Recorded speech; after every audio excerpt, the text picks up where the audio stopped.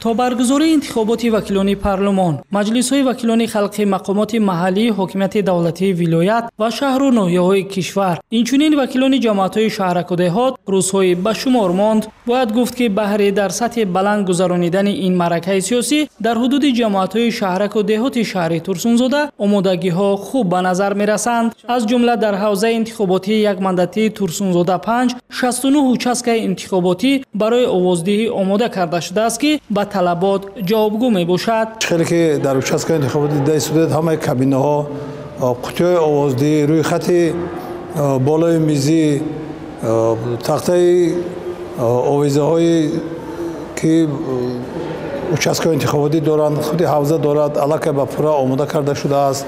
باوری کامل دارم که معرکه سیاسی در حوزه ترسونزاده رقم 5 با پورگی آماده میشد. مسئولین участкаҳои انتخاباتی تمام دستور و سندهای معیاری دایر به برگزاری انتخابات را تهیه و پیشنهاد نمودند. هر یک участка انتخاباتی روی خط شخصانی واقعی که در انتخابات حقوق آوازدهی دارند پورا آماده نمودند که در مجموع شماره احتمالی آوازدهندگان 130406 نفر را تشکیل می‌دهند. امروز ما در участка انتخاباتی یک از 7 نفر عبارتیم و کوشش به خرج دادیم که تا امروز تمام کارهای آمادگی را درباره برگزاری انتخابات که سنه دوم مارس دایر می‌گردد آماده نمودیم.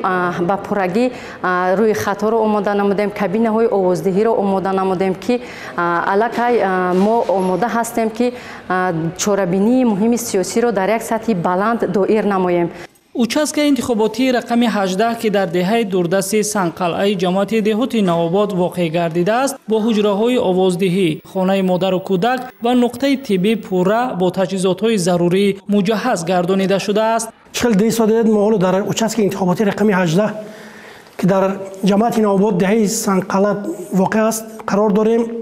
در участка مذکور سه کمیسیون وکیل نمایندگان مجلس عالی جمهوری تاجیکستان، کمیسیون شهری انتخابات اوید با مجلس وکیلان خلق شهر ترسونزاده و کمیسیون جماعت فعالیت می نماید. در участка مذکور در امروز گفتم ممکن است که 100% علاقه این участка برای گذراندن انتخابات تیار می باشند. برای هر یک کمیسیون حجره علاوه تشکیل کرده شده است و برای آواز دادن آوازدهنده ها باشد. من خودتون بفکرم دیدی ساید حجره ها علاقه آماده هستند. همه کمیسی ها در جای کاری خود فعالیت کرده ایستادند. روی خط آوازدهندگان علاقه با پورگی آماده شده است. در درآمدگاه участкаҳои انتخاباتی شعار و آویزه‌های نصب گردیدند که تبلیغگر انتخابات نوبتی می باشد.